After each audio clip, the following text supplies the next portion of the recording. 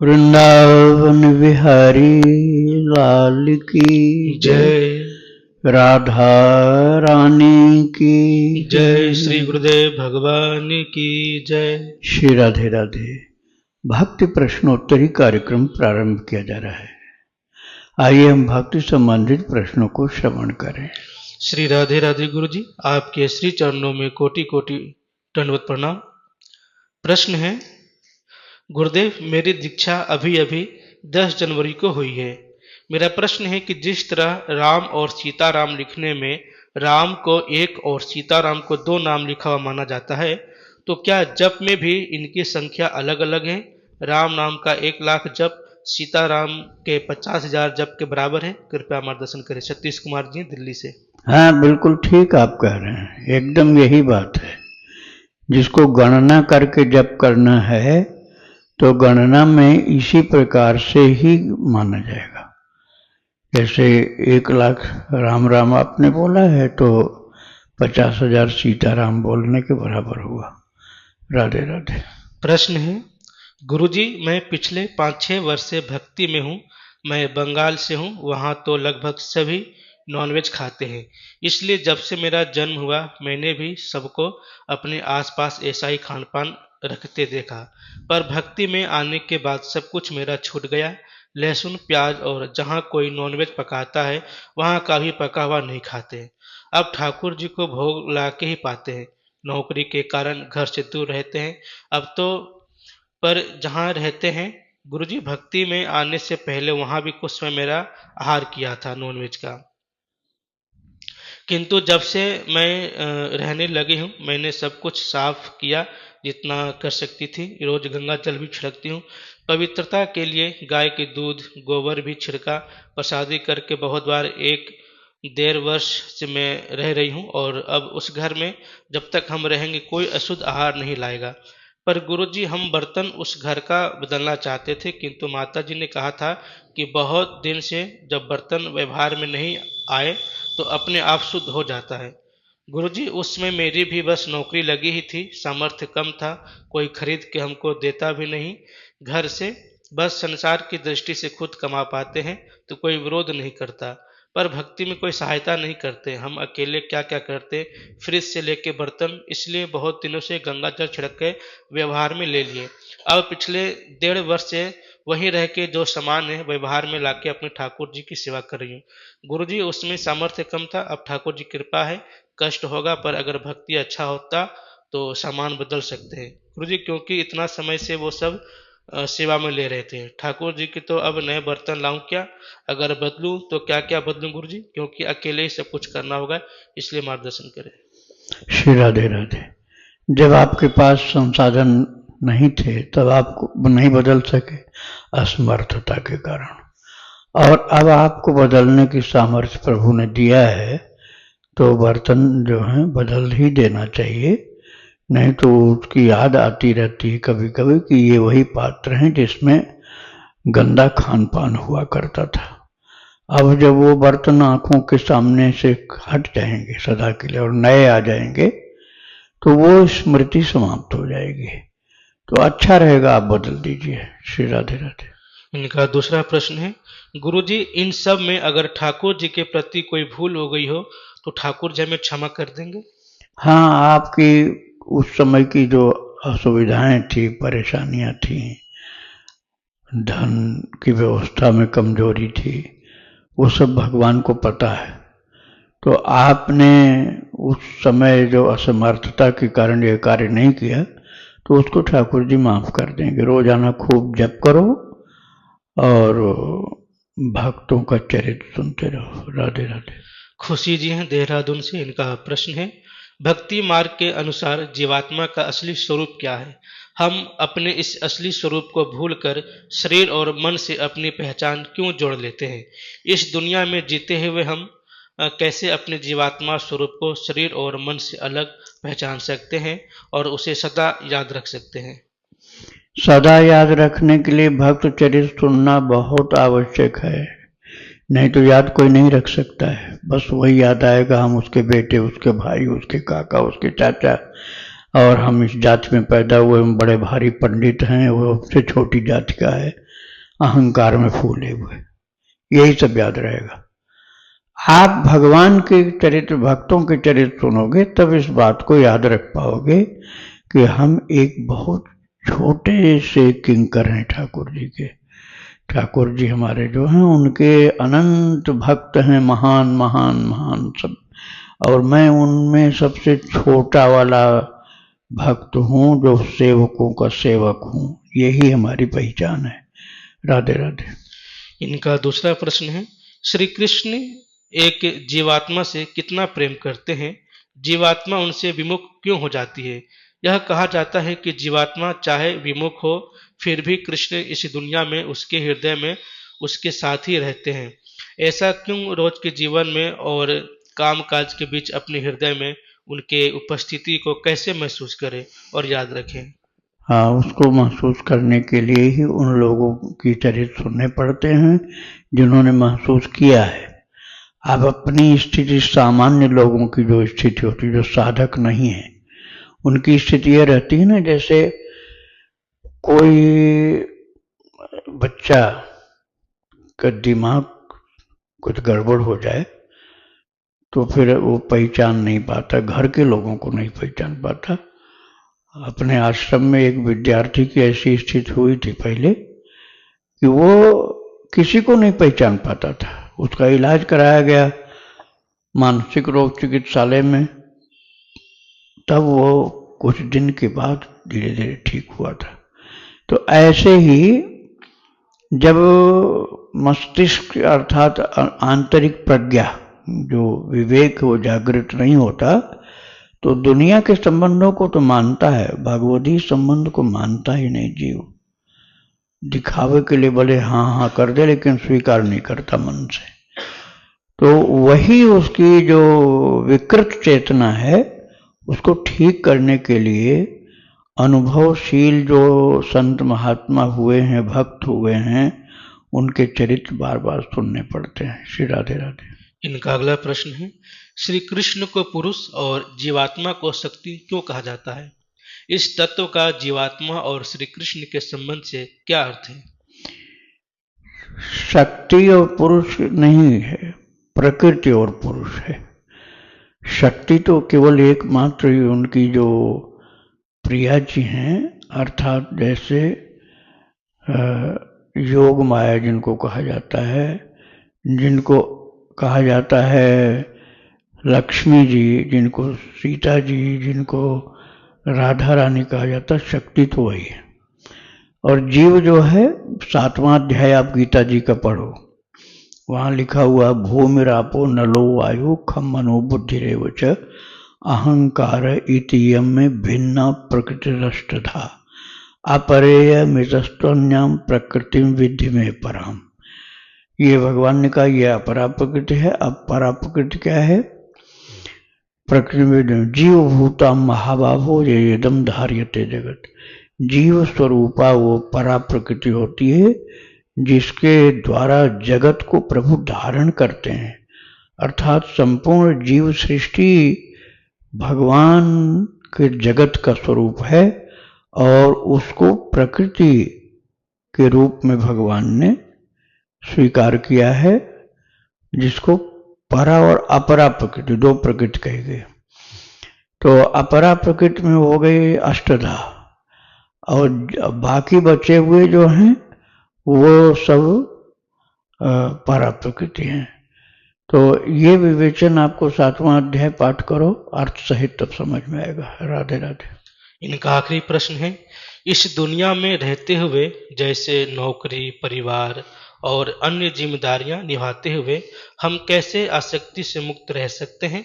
अपने जीवात्मा स्वरूप के प्रति जागरूक कैसे रह सकते हैं और साथ ही श्री कृष्ण के साथ अपने शाश्वत संबंध को जीवित और सक्रिय रख सकते हैं? आपको भगवान को अपना स्वामी मानना पड़ेगा, नहीं तो कोई ज्ञान नहीं काम देगा। बिल्कुल नहीं, कोई ज्ञान नहीं काम देगा। सब ज्ञान सुनने के साथ साथ रफू चक्कर हो जाएगा, एक सेकंड में ठहरता नहीं है। भगवान से अपना रिलेशन बनाओगे, उनको स्वामी मानो, उनको अपना स्वामी, मित्र, जो भी बड़ा भाई, छोटा भाई, जो भी आपको समझ में आए वो मानो, उनसे ही पक्का रिश्ता मानो। तब धीरे धीरे रिश्ता की गहराई के कारण संबंध की दृढ़ता होगी। तभी वो जो सेवा भाव है, हमारा संबंध सेवा का है, हम उनके चिरंतन सखा हैं, चिरंतन सेवक हैं, उनके अंश हैं, ये बातें आत्मसात हो पाएंगे। राधे राधे। निखिल जी हैं बुलंदशहर से, इनका प्रश्न है, गुरुदेव अगर किसी परिवार में कोई साधक भगवत प्राप्त हो जाता है तो क्या उसके माता पिता जो गुरु दीक्षित नहीं है और कोई नाम मंत्र जाप नहीं करते लेकिन पूजा पाठ करते हैं और तीर्थाटन करते हैं, तो क्या उन्हें भी इसी जीवन में संतान के भगवत प्राप्ति के कारण भगवत प्राप्ति हो जाएगी या उन्हें भगवत प्राप्ति के लिए अगला जन्म लेना पड़ेगा? अगला जन्म तो बड़े बड़े महापुरुषों को भी लेना पड़ता है, जो मुक्त हो गए उनको भी लेना पड़ता है अगला जन्म। ये मत सोच लो कि इतने जल्दी से सब कुछ ऐसा हो जाता है कि जन्म ही नहीं लेना पड़ेगा। अरे जन्म तो उनको भी लेना पड़ता है जिनका कोई भी कर्म संबंध नहीं रह गया, न पाप रह गया न पुण्य रह गया, उनको भी जन्म लेना पड़ता है। किंतु वो जन्म लेते हैं भगवत कार्य के लिए, वो भगवत कार्य के लिए जन्म लेते हैं, भगवती सेवा के करने के लिए भेजा जाता है उनको प्रभु के यहाँ से। तो जो आप प्रश्न कर रहे हैं कि एक भक्त है और लोग भक्त नहीं हैं तो उनका क्या उद्धार हो जाएगा, ऐसा नहीं है। उनके लिए इतना होगा बढ़िया लाभ कि वो नरक में न जाकर उत्तम अवसर प्राप्त कर लेंगे, साधक का उत्तम अवसर उनको मिल जाएगा। और जब वो भक्त भगवत धाम पहुंच जाएगा तब फिर उन लोगों को भी बहुत उन्नत गति मिलेगी भक्ति में, और वो भी भगवत धाम बाद में पहुंच जाएंगे। श्री राधे राधे। अर्जुन रजवाड़े जी हैं छत्तीसगढ़ से, इनका प्रश्न है, पत्नी दीक्षा के लिए रोकती है, कहती है बिना दीक्षा के राम राम करो। तो ये तो आपका आपस का मामला है, इसको तो आप खुद समझिए, मैं इसमें किसी के पक्ष की बात नहीं कर सकता हूँ। मैं तो इतना ही कहूँगा कि आप सत्संग करिए, भक्तों का संतों का सत्संग करिए, भक्त चरितावली भगवान की चरित्र ये सुनिए, नाम जप करिए, फिर अपने आप आगे की स्थिति जो होगी भगवान की कृपा से उसके अनुसार आप कार्य कर लेना। राधे राधे। इनका दूसरा प्रश्न है, अगर जिद करके दीक्षा ले लूं, फिर अभी तो महामंत्र का जप का अभ्यास है और श्री संप्रदाय में दीक्षा लेना चाहता हूं, वहां भगवान श्रीमन नारायण का जप करना है, तो क्या अनन्यता में बाधा तो नहीं होगी? अनन्यता में बाधा इसलिए नहीं होगी कि जो आप हरे राम जप करते हैं वही राम जी नारायण भी है। लक्ष्मी नारायण के मान लीजिए आप रामानुज के आचार्य संप्रदाय में दीक्षा लेंगे तो लक्ष्मण जी स्वयं हैं रामानुजाचार्य जी, और लक्ष्मी नारायण जो हैं वो सीताराम वही होते हैं। तो भाई वही हरे राम है, कहाँ से दूसरा कोई अलग चीज हो गया, सब वो बिल्कुल कुछ भी अलग नहीं है। आप जो जपते हो हरे राम वही लक्ष्मी नारायण के नाम में मंत्र में भी वही चलेगा, तो कोई अंतर नहीं, अनन्यता में कोई बाधा नहीं। श्री राधे राधे। सोनू गुप्ता जी हैं, इनका प्रश्न है, गुरुजी आपने कल के प्रश्न में भगवान कैसे मिलेंगे के उत्तर में आपने कहा था सबसे पहले सभी जगह से रिश्ते तोड़ने पड़ेंगे और केवल एक भगवान से जोड़ने पड़ेगा। गुरुजी हम परिवार के लोगों जैसे माता पिता से कैसे रिश्ते तोड़ें? गुरुजी हम तोड़ भी देते हैं तो क्या हमें विश्वासघात का पाप नहीं लगेगा? नहीं, तोड़ने का मतलब संसार छोड़ना नहीं है, वो तो मैंने किसी के उस कारण से वो किसी बात को कहा था कि उनके पास प्रश्नों का उत्तर जो है चाहे हजारों बार दे दो उनके ऊपर असर नहीं पड़ता, तो इसलिए मैंने ऐसी कठिन शर्त बोल दी थी पहले ये करके आओ तुम।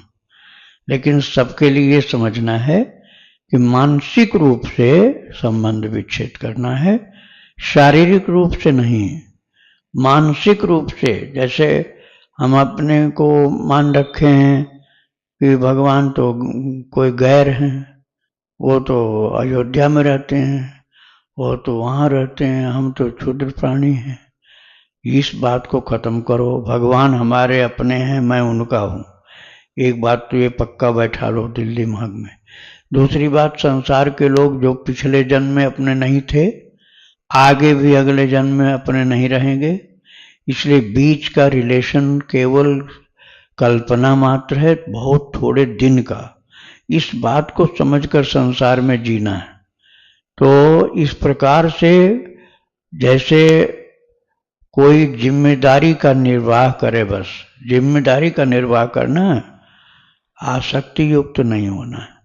ऐसा संबंध है जहाँ केवल कर्तव्य करना है, मोह ममता लगाव नहीं करना है। इस भांति से संसार में जी लेने से कोई बंधन नहीं लगता। राधे राधे। इनका दूसरा प्रश्न है, गुरुजी मेरे पिताजी की बर्तन की दुकान है, वो मरण में दान करने के लिए बर्तन बेचते हैं। वो छुई हुई बर्तन को पंडित जी से फिर से खरीद लेते हैं, फिर वही बर्तन को किसी अन्य श्राद्ध वाले ग्राहक को बेच देते हैं, या पूजा करने वाले ग्राहक को जैसे दिया गिलास कटोरी बेच देते हैं। वो पूजा वाले बर्तन और श्राद्ध वाले बर्तन में बिल्कुल भी भेद नहीं रखते। मेरे मना करने पर भी बिल्कुल भी नहीं मानते। ऐसे मुझे क्या करना चाहिए? गुरुजी मैं चाहकर भी कुछ नहीं कर पाता। बात यह है, उनका दृष्टिकोण है अर्थोपार्जन। उनका दृष्टिकोण केवल अर्निंग है। अर्निंग में उनको बर्तन तुम कह रहे हो, उनको और कोई खराब चीज बेचना हो तब भी बेच लेंगे वो, जो आप छूना ही नहीं चाहोगे। वो तो अभी बर्तन से काम चला रहे। लेकिन जैसे अर्निंग का ही केवल एक लक्ष्य होता है, पैसा कमाने का ही लक्ष्य है, तो उसको कहो तो जो कहो वो चीज खरीद लेगा और बेच लेगा। वह धर्म को मानता ही नहीं है। तो आपको कभी करना पड़े ये काम तो ऐसा मत करना, ये उपयुक्त नहीं है। लेकिन अब उनको समझाना मुश्किल काम है। यदि वो भक्ति करने लग जाएं और भक्तों का चरित्र सुनने लग जाएं, संतों का जीवन चरित्र सुनने लग जाएं, भगवान का चरित्र सुने, भजन करें, तब ये बात धीरे धीरे उनके समझ में आ सकती है। श्री राधे राधे। इनका आखिरी प्रश्न है, गुरुजी दास ने बरसाना के लाडली मंदिर में राधा कृष्ण राधे श्याम नाम का कीर्तन सुना है। तो गुरुजी क्या हम इस नाम का जप भगवान के अन्य नाम जैसे राधा कृष्ण या सीताराम जी की तरह कर सकते हैं? बिल्कुल कर सकते हैं, वही चीज है और कुछ नहीं अंतर है। अरे हरे राम राम राम हरे हरे, हरे कृष्ण कृष्ण कृष्ण हरे हरे, यही है वहाँ। अब हरे राम की जगह राधा कृष्ण कर दिया, तो जो वही सीताराम जी हैं वही राधा कृष्ण, कोई अंतर थोड़े है। अब वहाँ मंदिर में प्रतिष्ठा जो राधा कृष्ण के, इसलिए वहाँ ये गाया जाता है। आप चाहें तो वो गा सकते हैं, और नहीं तो आप जो पहले से कर रहे हैं वो भी कर सकते हैं। श्री राधे राधे। मनु सिंह जी गुड़गांव से, इनका प्रश्न है, गुरुदेव मैं पिछले 3-4 साल से राधा नाम जप कर रही हूँ। मैं नाम जप करते हुए अक्सर भक्त चरित्र या नाम महिमा सुनती थी, परंतु पिछले कुछ दिनों से कुछ भी सुनने का मन नहीं करता, सिर्फ नाम पर ध्यान लगाने का मन करता है। नाम बोल के सिर्फ नाम ही सुनने में मन लगता है। तो क्या गुरुदेव ऐसा होना सही है या कोई भूल हो रही है? नहीं, कोई भूल नहीं हो रही है। आप नाम जप में ऐसा करिए, किंतु भक्त चरित्र सुनना बंद मत करिए, उसके लिए समय अलग निकालो। भक्त चरित्र जपने के साथ आप चाहे न करें, बाद में वो भक्त चरित्र सुनने के लिए अलग टाइम निकालो, उस समय मन भक्त चरित्र में ही लगाओ। राधे राधे। इनका दूसरा प्रश्न है, गुरुदेव इसके साथ एक बात और यह है कि नाम जप करने में तो अच्छा लगता है, पर पहले की तरह मुझे कुछ ऐसा लगता है जैसे रस कम आ रहा है। अगर सोचूं नाम की जगह कुछ प्रभु संबंधी पढ़ो या सुनूं तो नाम जप छोड़ने का मन नहीं करता। पूरे समय नाम जप करना ही अच्छा लगता है, पर रस नहीं मिल रहा है, सिर्फ मुख से नाम जप होता रहता है। पहले अक्सर आंखों में अश्रुधारा भी चल पड़ती थी, प्रभु को पाने की विकलता होती थी, परंतु अब ऐसा बहुत कम होता है। क्या कोई अपराध हो गया है? गुरुदेव समझ में नहीं आ रहा है। पहली बात तो यही, भक्त चरित्र सुनना आपने कम कर दिया है या बंद कर दिया, उसको ठीक करो। भक्त चरित्र ज्यादा से ज्यादा सुनो। दूसरी बात, अपनी भक्ति को किसी से बताओ नहीं कि मैं इतना भक्ति करता हूँ करती हूँ। नाम जप इतना होता है। ऐसा बोलने से क्या होता है ना कि अपनी प्रशंसा होने लग जाती है कि हम इतने अच्छे हैं, अपनी प्रशंसा खुद करने लग जाते हैं। दूसरी बात यह है कि जो चीज गुप्त रखना था उसे खोल करके प्रकट कर दिया, वो अपराध है, दोष है, तो इससे बचो। श्री राधे राधे। अनुराग जी हैं, इनका प्रश्न है, श्री नामदेव जी के चरित्र में आया है कि भगवान ने एक ब्राह्मण के रूप में आकर उनकी एकादशी की निष्ठा की परीक्षा ली थी। यहाँ तक कि उन्होंने चावल आदि मांगा और नामदेव जी ने उन्होंने खिलाने से मना कर दिया था और उसकी वजह से शुरू में ऐसा भी लगा कि वह ब्राह्मण भूख से मर गया। बाद में ऐसा पता चला कि वो भगवान ही उस रूप में आए थे। तो क्या यह लीला अनुकरणीय है? अगर हमारे पास कोई भूखा एकादशी के दिन अन्न मांगे या चावल मांगे तो क्या हमें उसे नहीं देना चाहिए? देखो, पात्रता की बात होती है ना, आज हमारे अंदर वो पात्रता नहीं है, न नामदेव वाली स्थिति हमारी है, और न सामान्यतया लोग व्रत करते हैं। सामान्यतया लोग व्रत करते नहीं, बहुत कम लोग करते हैं। तो यदि आपके यहाँ कोई आया है तो ऐसा करना उसके लिए कष्टकारक हो जाएगा, ऐसा नहीं करो। वो व्रती हो तो व्रत में रखो, फलाहारी हो तो फलाहार दो। अन्न का आहार जरूरी है। कोई बीमार व्यक्ति है, अब उसको बीमारियां इतनी हैं कि बिना भोजन किए वो रह नहीं सकता है, बेहोश हो जाएगा। अब आप कहोगे कि ये व्रत करा रहे हैं तो अब उसको अस्पताल तुरंत भर्ती कराना पड़ जाएगा। तो ऐसा व्रत जबरदस्ती नहीं कराना चाहिए। भोजनम तो वरम मन्ये कथा श्रवण कारकम, ये सुखदेव जी ने कहा है भागवत जी में कि व्रत से भोजन ही अच्छा मानो, ये जो भक्ति में सहायक हो। श्री राधे राधे। इनका दूसरा प्रश्न है, मैं ब्रह्म मुहूर्त में उठ के जल्दी से अपने नित्य कर्म करके बाद में समय में अपनी नींद पूरी करने की सोच रहा हूँ, जिससे मैं सूर्योदय के समय सोने के दोष से बच सकूँ। बाद में सोने का उचित समय क्या है? जैसे दोपहर की संध्या में भी सोना उचित नहीं है, तो सही समय कौन सा होगा? कृपया मार्गदर्शन करें। सामान्य लोगों के लिए होता है कि कौन सा समय सही है, कौन सा गलत है, लेकिन ये है तुम्हारे अपने व्यक्तिगत जीवन की बात कि यदि तुम रात भर भजन करते हो, रात भर यदि करते हो, तो तुम कभी भी सो सकते हो, क्योंकि तुमने अपना कार्य मुख्य रूप से कर लिया रात में। अब तुम रात भर भी सो और दिन में भी सो तो ये गलत हो जाएगा। और रात भर भजन करो तो तुम ब्रह्म मुहूर्त में भी सो सकते हो, सूर्योदय काल में भी सो सकते हो, लेकिन रात भर सोए हो तो इस समय तुम्हें जगना जरूरी होगा। ब्रह्म मुहूर्त में फिर सोना नहीं, सूर्योदय काल में सोना नहीं। यदि रात भर सोए हो तो उस समय आवश्यक है कि भक्ति करो और निद्रा त्याग दो, उसके पहले ब्रह्म मुहूर्त के प्रारंभ में ही त्याग दो। तो व्यक्तिगत कार्य जो होते हैं भजन के, वो सामान्य नियमों से अलग होते हैं। सामान्य नियम सबके लिए होता है, व्यक्तिगत जो होता है उस व्यक्ति की साधना की विशेषताओं के आधार पर होता है। श्री राधे राधे। दिल्ली से गुरु जी, इनका प्रश्न है, हवा, मिट्टी, जलवायु, खान पान इत्यादि सभी दूषित प्रदूषित होते जा रहे हैं। कितना बच पाए यह भी मुश्किल है। क्या करें, कैसे करें? समाज में सुरक्षा न के बराबर है। अत्यंत चिंतनीय विषय है। कृपया मार्गदर्शन करें। अभी आप भक्ति से दूर हो, अभी तो आपको भगवान की भक्ति की चिंता ही नहीं, अभी तो जीने खाने मरने इसका चिंता है। अब जब भगवान की भक्ति में लगोगे ना तो भगवान की रक्षा करेंगे, रखवाली करेंगे, वही संभालेंगे। अभी आप भगवान से ज्यादा महत्व अपने पुरुषार्थ को दे रहे हो, तो भगवान के सामने पुरुषार्थ नहीं चलता है। भगवान के ऊपर भरोसा करो, फिर जो आपको ठाकुर जी की कृपा से ज्ञान होगा फिर वो करते रहना। पहले तो भगवत विश्वास को बढ़ाओ। राधे राधे। इनका दूसरा प्रश्न है, अपनी मृत्यु का आभास किन लोगों को हो जाता है? मैंने अपने जानने में ऐसा भाव किया है कि मृत्यु के क्षणों का आभास लोगों को हुआ है। हर किसी को नहीं होता है। जैसे मान लो एक्सीडेंट होता है ट्रेन या बस का या कोई चीज का, तो उसमें कोई विरला ही होगा जिसको पता होगा। सोते सोते ही मर जाते हैं। गाड़ी एक्सीडेंट हुआ, सोते सोते मर गए सब। तो उनको कहाँ पता था, समय समाप्त हो गया, लेकिन उनको इसका ज्ञान नहीं था कि समय समाप्त हो चुका। राधे राधे। इनका अगला प्रश्न है, कर्म एवं भाग्य का संबंध क्या और कैसे है? कर्म और भाग्य। हाँ, कर्म करने के लिए शरीर मिला है, इसलिए कर्म करना जरूरी है।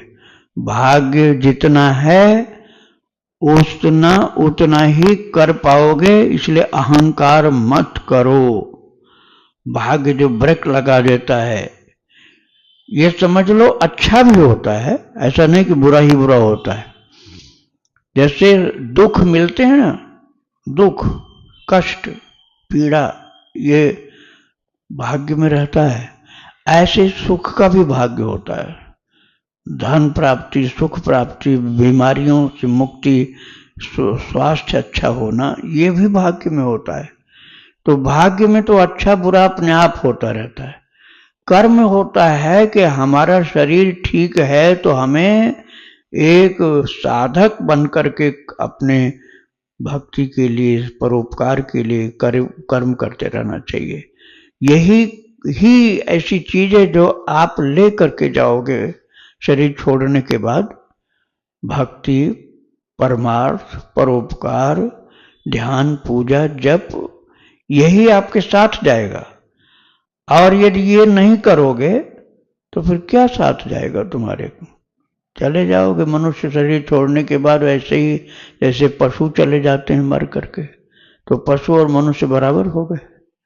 इसलिए भक्ति करना जरूरी है, यही कर्म है। राधे राधे। गुरुदेव के चरणों में कोटि कोटि प्रणाम। श्री राधे। गुरुदेव, मेरा प्रश्न ये है कि भगवान श्री कृष्ण गीता के एक श्लोक में कहते हैं, ना सते विदितो भाव, ना भाव विदितो सतः। असत की तो सत्ता नहीं है और सत का अभाव नहीं है।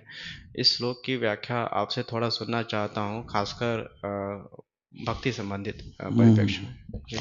दूसरे अध्याय में श्लोक है, ना सतो विद्यते भावो न भावो विद्यते सत उभयोरपि दृष्टोन्तस्त्वनयोस् तत्वदर्शी। भगवान ने कहा जो तत्वदर्शी होता है वो सत और असत दोनों का विवेचन जानता है, दोनों का पार्थक्य समझता है। जो सत है वह आत्मा है, जो असत है वो संसार है। संसार असत इसलिए कहा गया कि परिवर्तनशील है। अभी इस समय सत है, आगे नहीं रहेगा सत। अभी जैसे हम लोग यहां बैठे हैं, ये सत है, अभी सत है, भविष्य में सत नहीं है। न हम होंगे, न यहां एक साथ हम मिल पाएंगे, सब रूपांतरित हो जाएगा।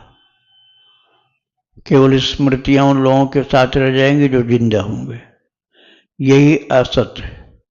और सत्य यह है कि हम तब भी होंगे, लेकिन ये शरीर नहीं होगा। शरीर नहीं होगा, हम जीवात्मा तब भी होंगे। यदि मुक्ति नहीं मिली है, भगवत धाम नहीं मिला है, तो किसी न किसी शरीर में हम पहुंच चुके होंगे। भक्ति किए होंगे तो अच्छा किसी महान भक्त के घर में जन्म मिला होगा, और यह भगवत धाम मिला होगा, यह मुक्ति मिली होगी।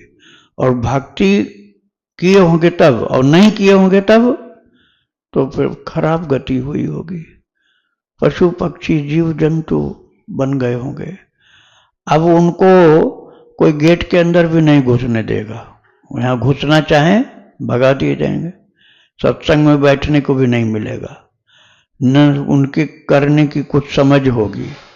तो पशु हो गए हो। तो अब है तो वो आत्मा तो है, इसलिए वो सत है। और असत ये शरीर खत्म हो चुका, अब मिलना नहीं, अब और कुछ हो गए हो।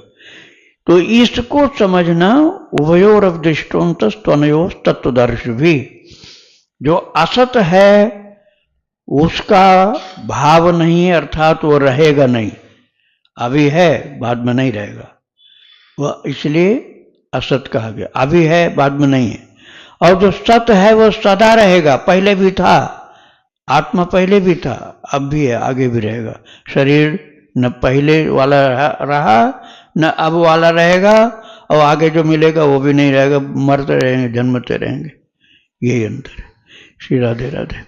श्री राधे राधे महाराज जी। महाराज जी, ये सुंदरकांड में 2 चौपाई आती हैं।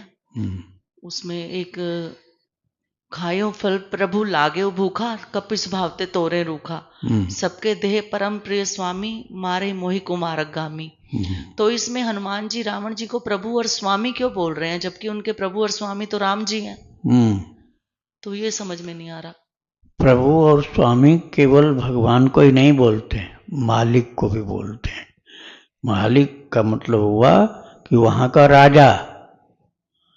किसी देश में आप जाएंगे तो वहां के राजा को क्या आप राजा नहीं बोल सकते हो? राजा तो बोलना ही पड़ेगा। तो वो लंकापति है, राजा है वो।